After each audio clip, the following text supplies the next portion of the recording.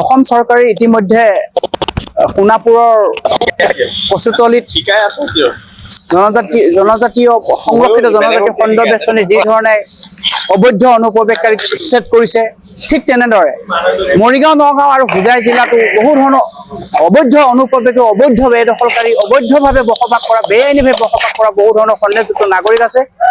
তেওঁলোককো আমি মৰিগাঁও, নগাঁও, হোজাই এই তিনিখন জিলাতো সেই কচুতলিত যি ধৰণে উচ্ছেদ কৰিছে, সেই ধৰণে মৰিগাঁও, নগাঁও, হোজাইতো আমি আৰু 16টা বিমৰীয়া বেলটোক বাদ দি আৰু 16টা মৰিগাঁও, নগাঁও, হোজাইত যিহেতুকে আমাৰ জনজাতীয় খণ্ড আৰু বেষ্টনী অঞ্চল আছে, সংৰক্ষিত অঞ্চল, কিন্তু সেই সংৰক্ষিত অঞ্চলতে অসংৰক্ষিত যি অৱস্থা হ'ল আজি বিগত সময়ছোৱাত গেজিং ৰিজাৰ্ভ, PGR, VGR বা PRF বা নন কেডেষ্ট্ৰেল এৰিয়াসমূহত জনজাতীয় খণ্ড বেষ্টনী এলেকাসমূহত বহু ধৰণে চাৰ্কুল অফিচৰ জৰিয়তে, চাব ৰেজিষ্টাৰ অফিচৰ জৰিয়তে, ৰেভিনিউ ডিপাৰ্টমেণ্টৰ জৰিয়তে, বিভিন্ন আমোলা বিষয়া কৰ্মচাৰীৰ জৰিয়তে ভুৱা নামজাৰি, অবৈধ নামজাৰি বেআইনীভাৱে হস্তান্তৰ কৰিলে, মিউটেশ্যন হ'ল ইলিগেলি।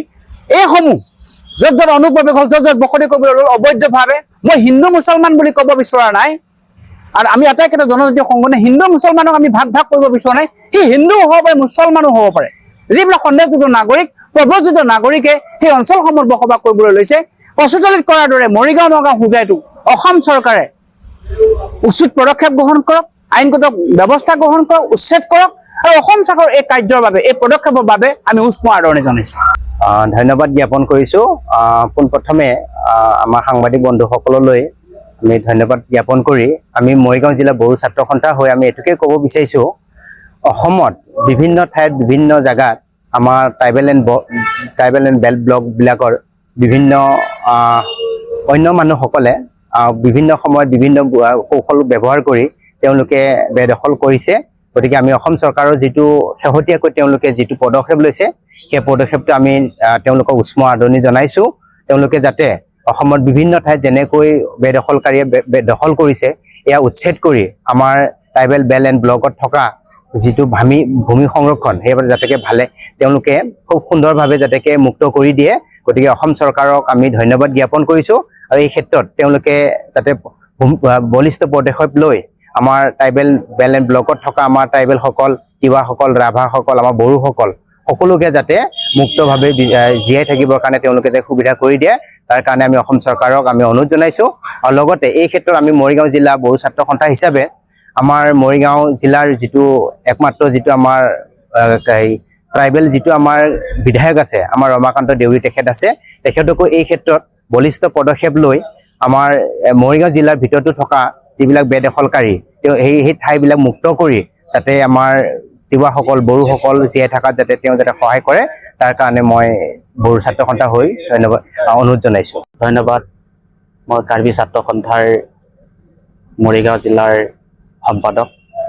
আজি অসম চৰকাৰ যি ট্ৰাইবেল ব্লকসমূহ আছে, এই ব্লকসমূহৰ যি বেদখল কৰি আছে, তেখেতসকলৰ কাৰণে যি পদক্ষেপ লৈছে, আমাৰ দল সংগঠনৰ আৰু আমাৰ যিসমূহ মাটি বাৰী আছে, সেই মাটি বাৰীসমূহ আমাক সুৰক্ষিত কৰাৰ কাৰণে মই আকৌ এবাৰ অসম চৰকাৰ বা মুখ্যমন্ত্ৰী ডাঙৰীয়াক ধন্যবাদ দিছোঁ।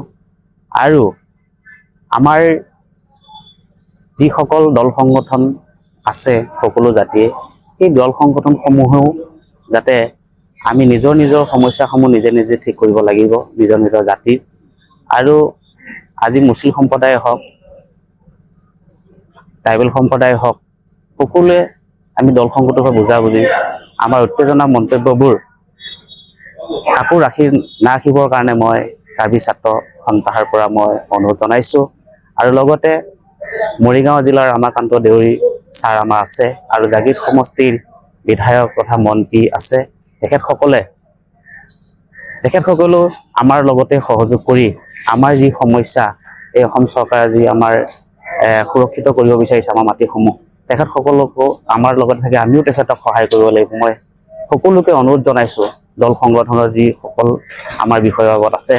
আৰু মই এটা কথা ক'ব বিচাৰিছোঁ, যদি আমাৰ 10জন যদি ককাই ভাই হয়, কিন্তু 10জন ককাই ভাই যদি মাটি দুবিঘা হয়, আমি কিন্তু সেই 10জনে কিন্তু বেলেগৰ মাটিটো বিচাৰি পেলাই আমাক নিদিয়ে। গতিকে আমি নিজে নিজে নিজৰ মাটিখিনিক আমি সুৰক্ষিত কৰি লাগিব আৰু যি মাটি আছিলে আমি তাতে থাকিব যত্ন কৰিব লাগিব। গতিকে মই আৰু এটা ক'ব বিচাৰিছোঁ যে আমাৰ জিলা উপায়ুক্ত আছে, আমাৰ জিলা উপায়ুক্তৰ যি দল সংগঠনসমূহ আছে আৰু আঞ্চলিক পৰ্যায় তৃণমূল পৰ্যায় আছে, তেনেকৈও আমাৰ যদি এখন সভা সমিতি পাতে তেতিয়াও আমাৰ বেদখল মুক্তবিলাক আমাৰ খুব সুন্দৰকৈ ওলাই যাব বুলি মই ভাবিছোঁ। আৰু মই সেই কথা কওঁতে যদি ভুল ভ্ৰান্তি হৈছে, মই অসম চৰকাৰ মুখ্যমন্ত্ৰী ডাঙৰীয়াক মই ধন্যবাদ জ্ঞাপন কৰিছোঁ আৰু ভুল ত্ৰুটি হ'লে মোক যাতে ক্ষমা কৰি দিয়ে, মই ইয়াকে মই সামৰণি